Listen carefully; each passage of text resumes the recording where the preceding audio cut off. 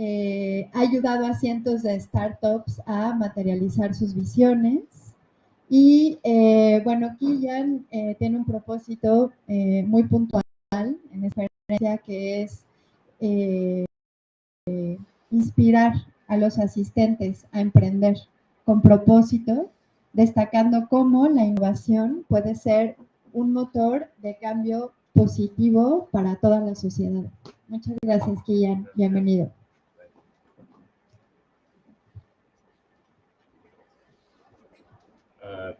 El año próximo yo voy a hablar en español. So, I actually thought that I was going to have questions, but you can, I mean, or I could talk a little bit about the, the story of entrepreneurship and how we can make the world better, I think. And then we can ask like a lot of questions, because I probably can't talk for that long. I don't know if I have that many good ideas. But first of all, I wanted to say this is probably the nicest place I have ever spoken in. It's like incredible. So thank you to the hosts and whoever architected this fascinating place. I've only ever been here before in this part of Mexico on vacation. And I think it's super interesting. And I heard what Paula said before in her talk about why some of these technologies that are emerging, whether it's like AI use or machine learning models, or even crypto, why they'll take off more in places like this than, let's say, in the US.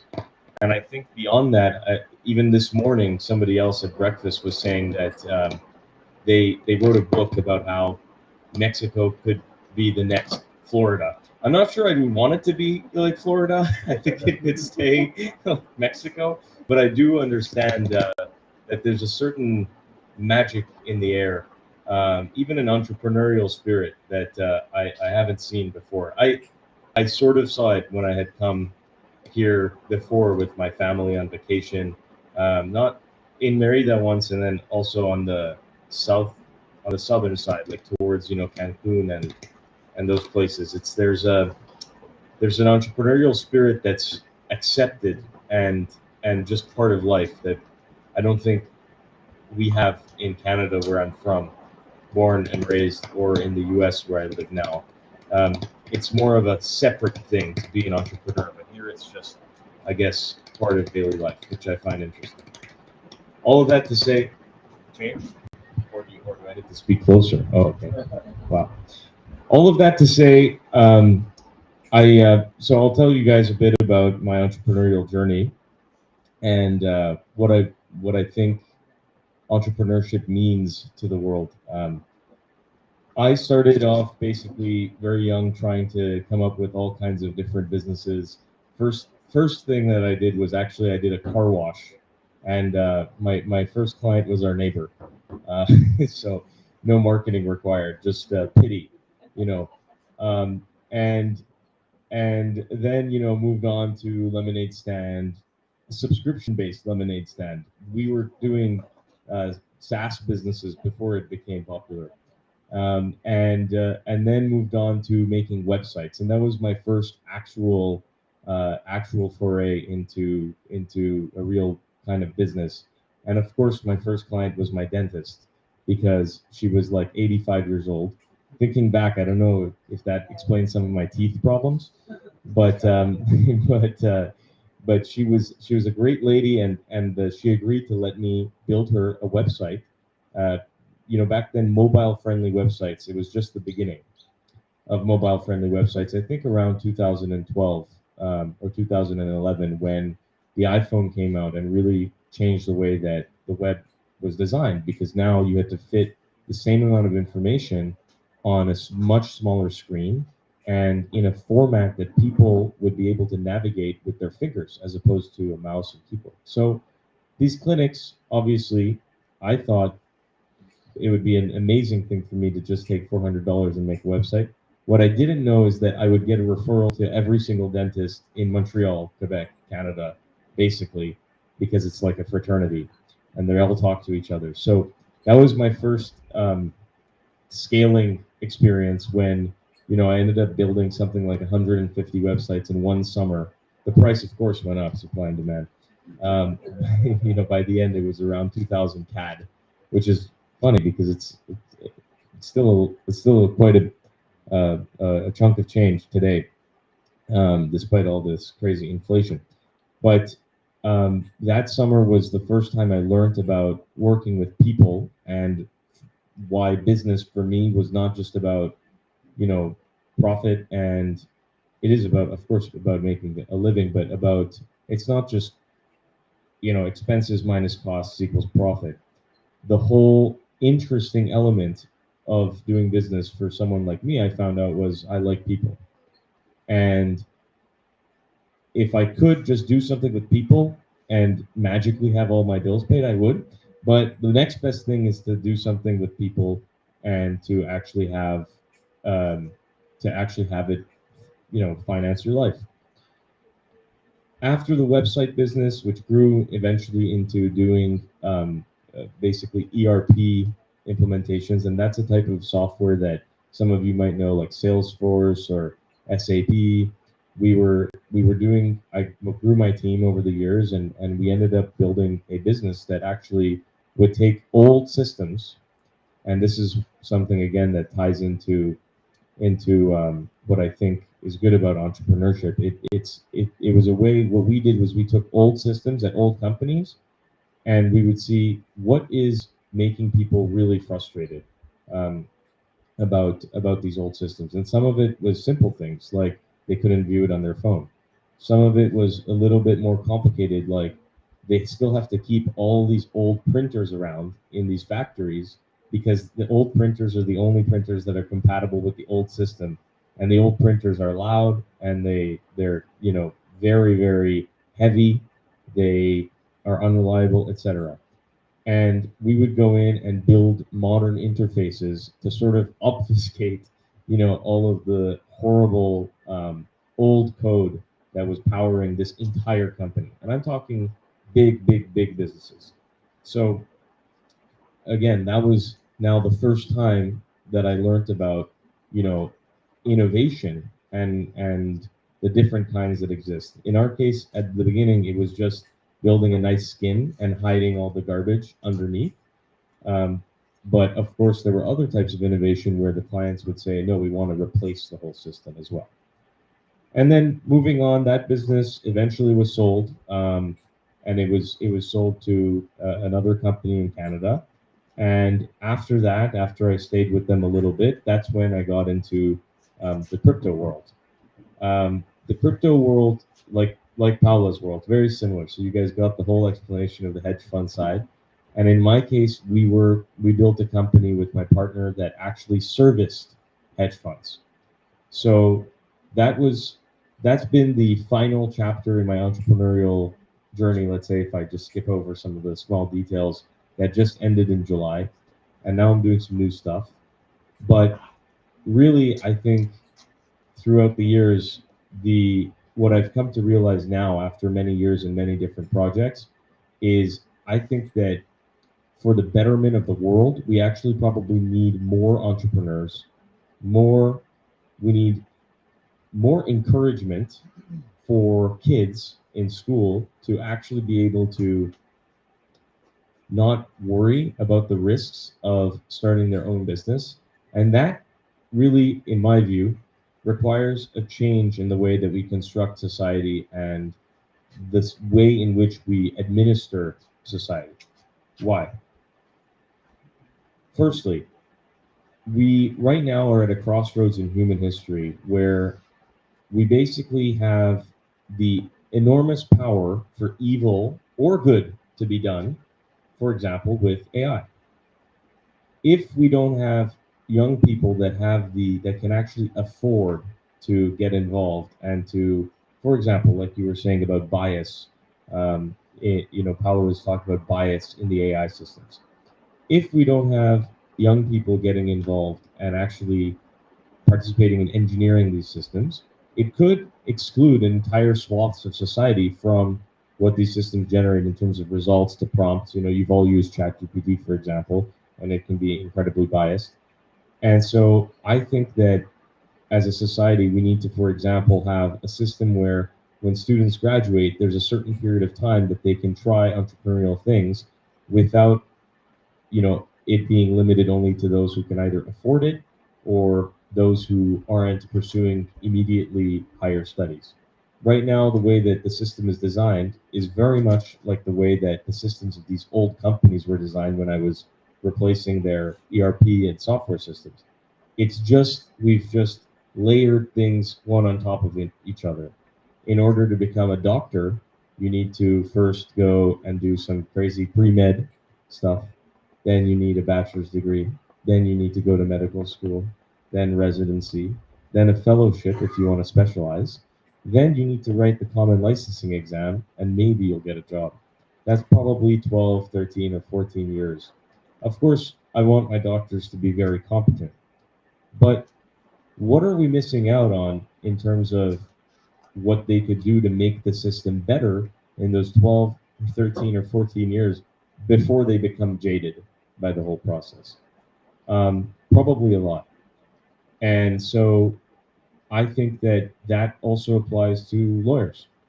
That probably also applies even to people who are pursuing completely, academic careers where they're seeking tenure in universities as professors. We have not given people the opportunity to actually be creative in their youth. And that means that those who can be creative a little later on are coming at it from a position of experience and time where they could have not only gotten biased, but also could have become a little less energetic about changing things for the better. So those are the reasons why I think I think that we need, as a society, like I said, to change the system a little. Now, on top of that, um, looking forward, what do I see that's really positive? I see, again, I feel like I'm taking themes from the first speech, but communities are becoming more and more important. And communities are becoming more and more international. We have people from all over the world that are now able to connect. Um, for example, on Discord, which is a very popular application among the engineers of this world, they're able to connect on YouTube videos in the comments section. We have Reddit. We have some of the more fringe websites like the forum websites. But people are able to connect and not only to chat, but about projects, about crypto projects, about open source AI models that they're building, about remote jobs and discussing, and if they work at the same company or not, they have communities about the job that they hold. And this means that actually, I think we're moving in a very positive direction where the impact that one person's company has on the world is no longer able to be hidden outside of their specific industry. People that are customers of large multinational conglomerates in the US that are producing chemicals, for example, are able to communicate with people in the US about the impact that the bad stuff that these chemical projects are causing, in countries where we externalize our research development, etc. And so the world is becoming much more transparent and much more agile to responding to any bad actors out there, businesses. And entrepreneurs can then jump in and fill in the gaps, like we're seeing now with a lot of the open source AI model development, which is aimed to actually combat open AI or what's the other one called? The Claude, yeah, their parent company. I always forget. Anthropic's, grasp on all of the source data, and that no one knows whether they're manipulating the data or manipulating model results to favor companies that they generate the most revenue from, advertising or otherwise. And so, like, these open source AI models are a prime example of how communities have driven agility for entrepreneurs. They realize that this is happening and they don't need to be in one place. They don't need to be in one socioeconomic condition. They don't need to even know each other. They're just able to hop on the internet, create even a DAO, which is a form of organize. It's a form of corporate structure, let's call it, and just get to work. And that's a beautiful thing. You have do some prompts. What advice would you give to like young people that want to become, an entrepreneur, but especially? So I think it's important because you have walked the walk, right? As an entrepreneur starting in Canada, and now you're more like an international entrepreneur. So you clearly have like broken some of those, like not only stigmas, but like barriers, right? To start, like your own businesses.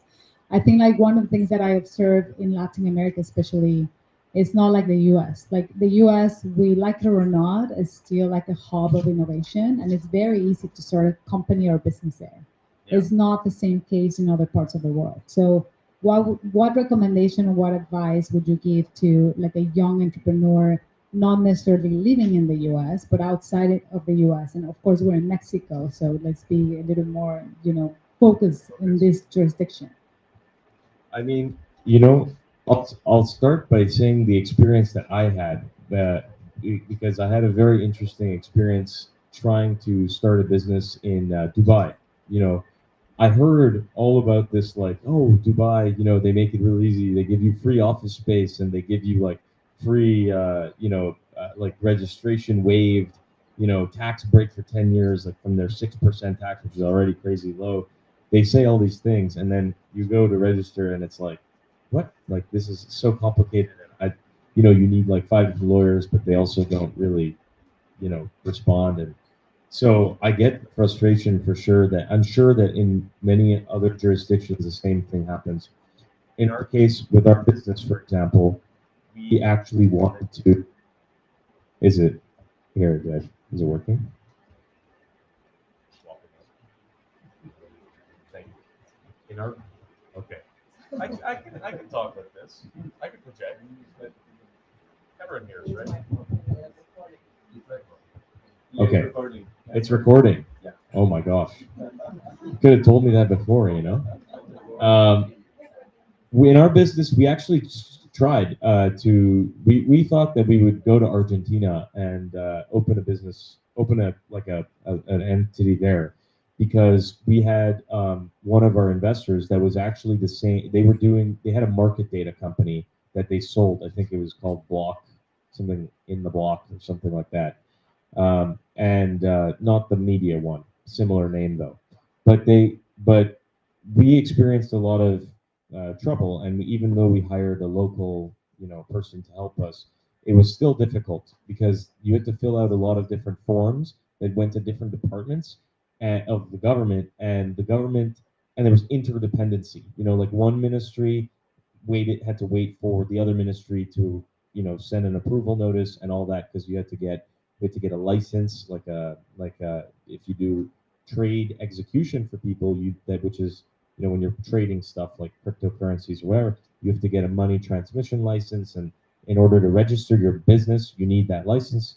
In order to get a license, you need to have a local person represent you. So it was complicated. Okay, so my advice would be, nowadays there's a lot of services. For example, I'm not saying that this is a good one or not. I just know of it. Stripe offers a service. Stripe is a company based in San Francisco where, as a entrepreneur, as long as you're over 18 and you have some kind of, some kind of income that you can prove, they allow you to just open a company in the US online from anywhere in the world for $500. Now, of course, I know that that's not the best solution sometimes to open a business in the US, but it's a great way for an entrepreneur, young entrepreneur, to get started immediately. They get a C corporation, they can open a US bank account, etc. There are other businesses too nowadays, like these fintechs, like Ramp, like Brex.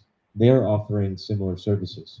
So with them, you just actually provide them even less. They don't even need Stripe has a big KYC process because they're giving you payments access as well. For them, they just give you basically a blank C corp or LLC, and they even provide a service that you can pay them monthly, where they will take care of all your mail. They'll do everything. These are amazing innovations that we didn't have even 5 years ago. And my second piece of advice is an entrepreneur here in Mexico, please invent a Stripe or Brex or Ramp for so that people can quickly open businesses here.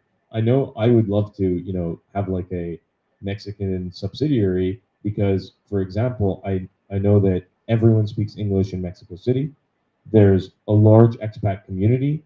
So if you need like international tax, international lawyers, international accountants, this is a super simple thing to do.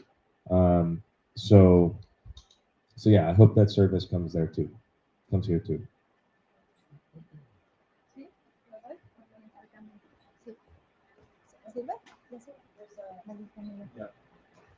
Una pregunta. I try to do it in English. Yeah, I want to ask you. It seems to me like every time, I mean, for young people to choose. I mean, in our times, choosing a career it was maybe the most important decision in your life. No? It seems to me, I don't know your example. It's every time less important. What do you think? Following, for example, the what Paola told us about. She studied fashion, no, and she ended up in finance. No? I think it's every time it's less important. What do you think about that? About choosing a career for young people in order to become an entrepreneur? I think it's important because, as you can see, it's very fashionable. So we needed that fashion studies to begin with.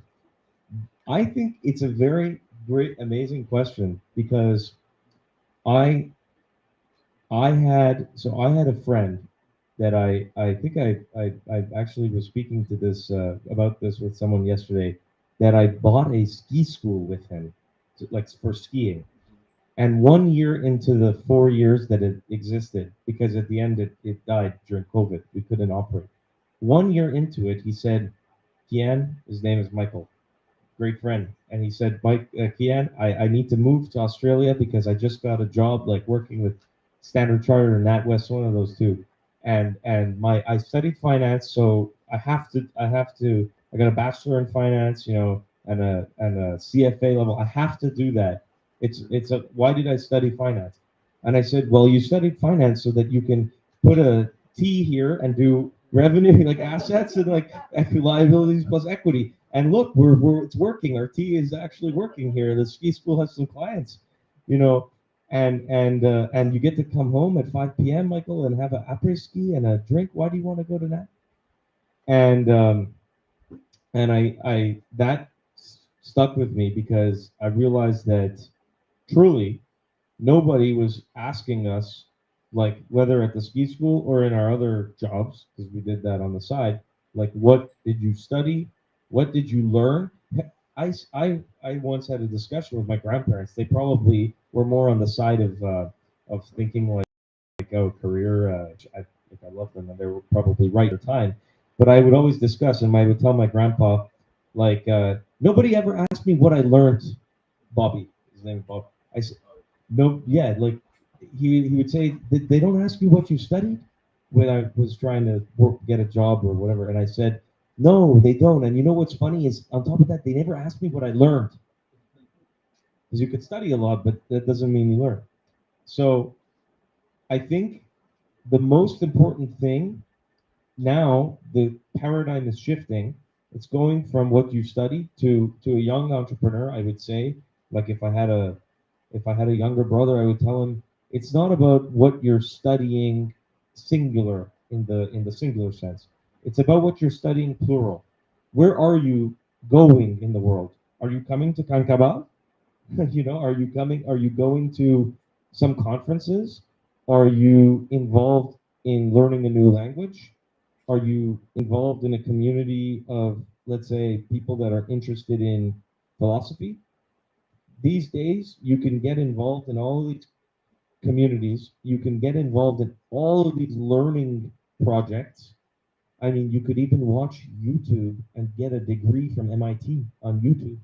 I don't know if you guys know, but they post 100% of their lecture material you can do all these things and build a really balanced and broad personality.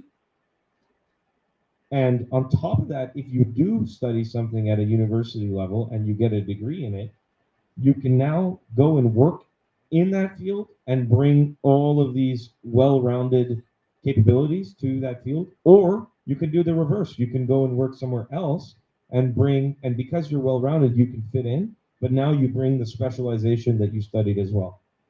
The last step remaining before we achieve the full benefits of this model that I'm proposing, in response to your question, I think the last step is actually convincing higher education and the powers that be and the government ministry of education, etc., to accept this reality and to modify the system slightly to actually accommodate the fact that this new type of learning is going to be what's going to make the next Einstein and the next Newton and the next, Ford.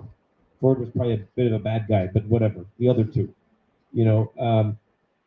And last point that you reminded me actually of, I think that, I had a great time in university, probably because it was the first time that I was like away from home, moved, lived by myself, etc. And I do also worry about people who will say to get rid of it completely, because I think it's an important step in the life of a young person to have a moment where they are uncomfortable again. Because in childhood, you go through moments of extreme comfort as a baby, where, like the parents are like putting the blanket, etc., around it. Oh, you can't be cold, you can't be warm, you can't be hungry. Then you go to school. You're a little uncomfortable when you're 5 or 6. You get to school. Then you're comfortable again. Then you what?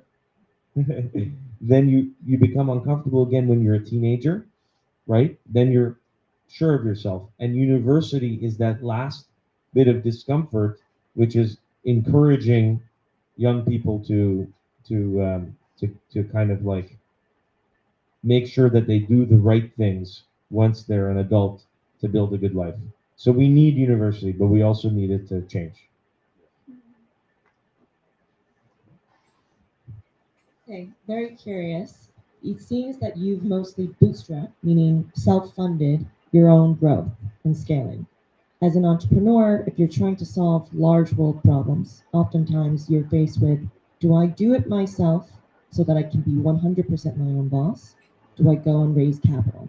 How do you make that decision when you're thinking about, this, I think ski school, website building, these are smaller startups, and maybe with AI, the startup cost will be lessened, right? Especially with new toolkits. But there is a level of when you're thinking about entrepreneurship and scaling, and when you're tackling a larger addressable market, how do you decide? Very good. Thank you, Kathy. I think, by the way, like our last business, we did raise a significant amount of money right at the beginning, and we raised even more money right as I left in July, and um, and so I do think that some businesses you probably need to raise money for. The good thing is that I think that if you build up to in your entrepreneurial career, whether you're in your 20s or 30s or 40s or 50s, by the way, I think it's the same. If you build up, one business, then a second business, then a third business, and you have even only just one in the three that did okay, by the fourth one, you will have a community around you that believe in your unique ability to drive returns. And so there will be money available. I believe in that. I think that like as you build your career in time, you end up surrounded naturally by people that believe in you and can finance the big thing. So ramping up is important. So you have to have like one small business, then a second, then a third that maybe you have a bigger team. Then by the fourth, it's like then you can get to those big TAM, big total addressable market, big idea things. Like if someone said, I want to revolutionize healthcare, build a blockchain for private health data, like create a secondary market so that people can sell their data and make money or or get money from the data that the companies sell about them. I want to change patient records, put it all on the blockchain. That's a huge idea. And, you know, I'm saying this as an example because we spoke about it yesterday.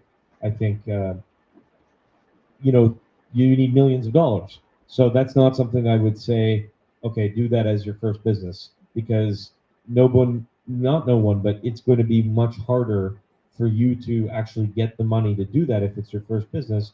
And then also the other issue is that in that time period, what's the opportunity cost of the time you're wasting chasing dinero?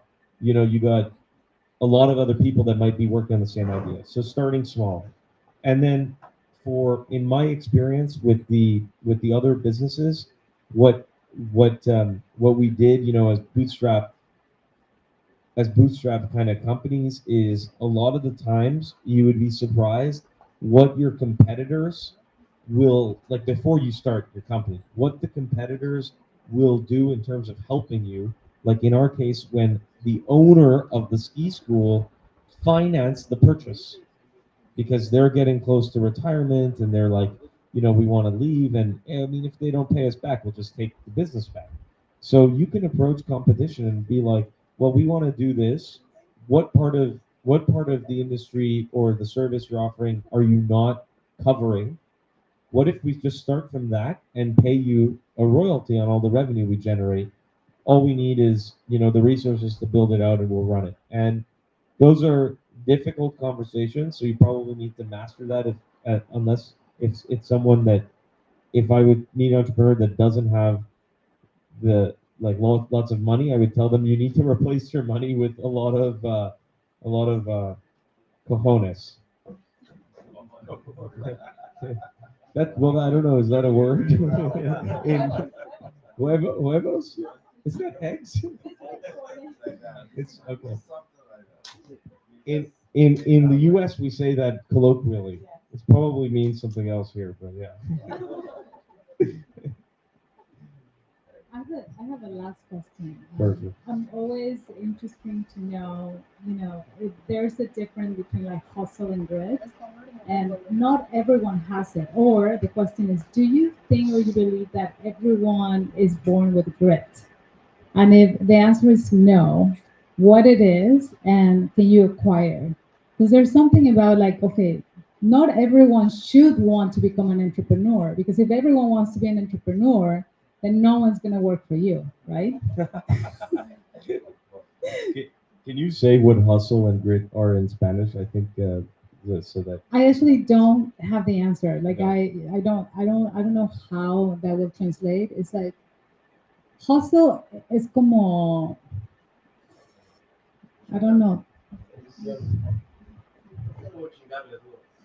That's hustle. And but grit it's like it's like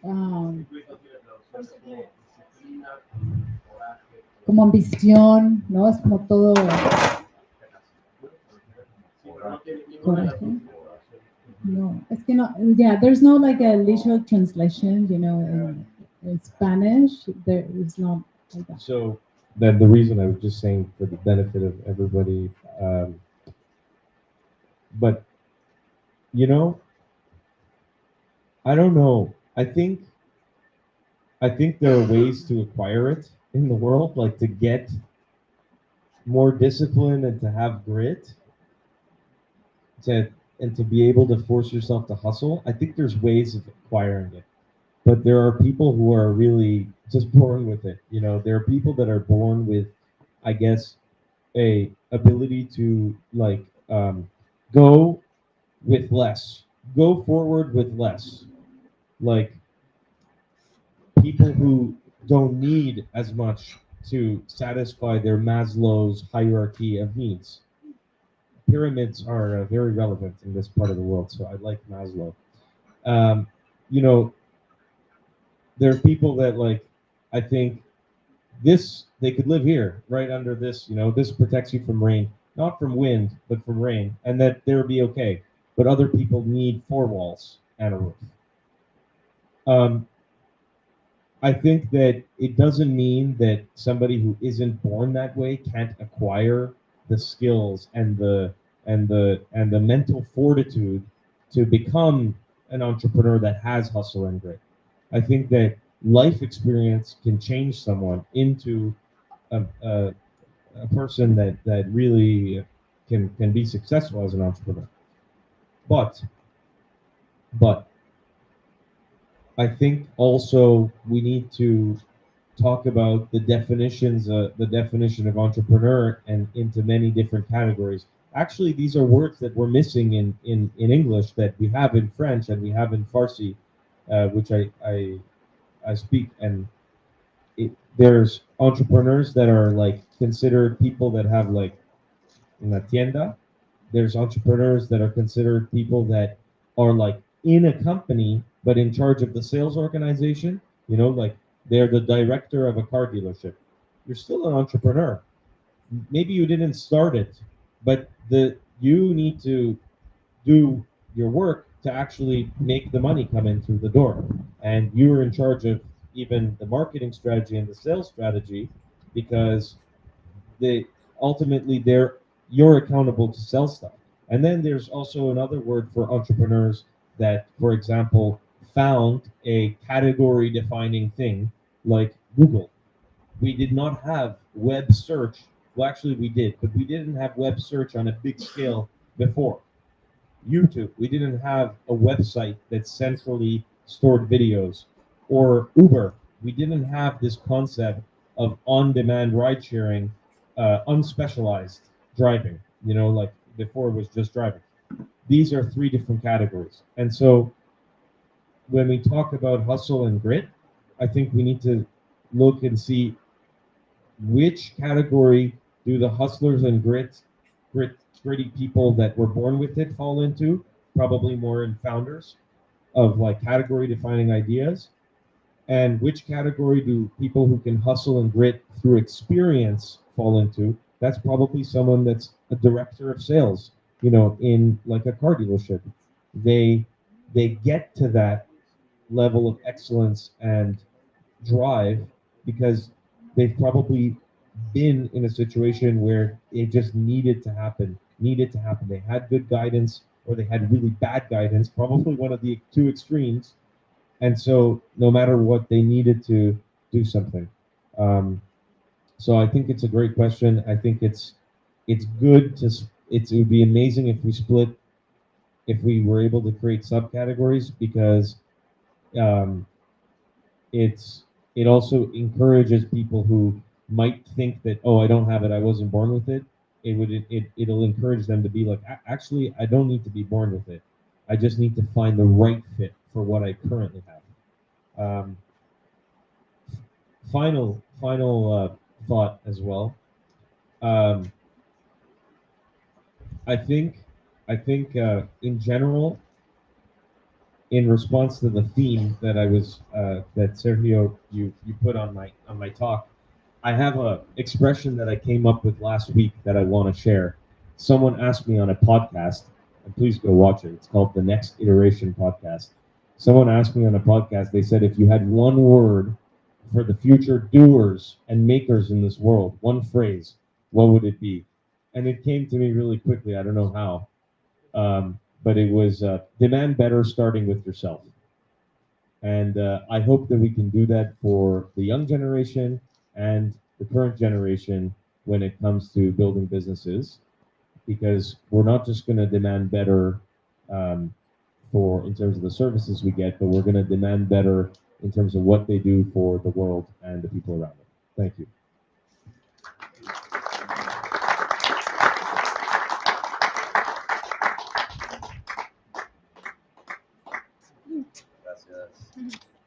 Muchas gracias, Keeyan. ¿Ya? Listo. Muchas gracias, Keeyan. Muchas gracias, Paola. Gracias a todas por participar. Les recordamos que estamos live en el canal de YouTube de Nox y que, bueno, también nuestros conferencistas, artistas y toda la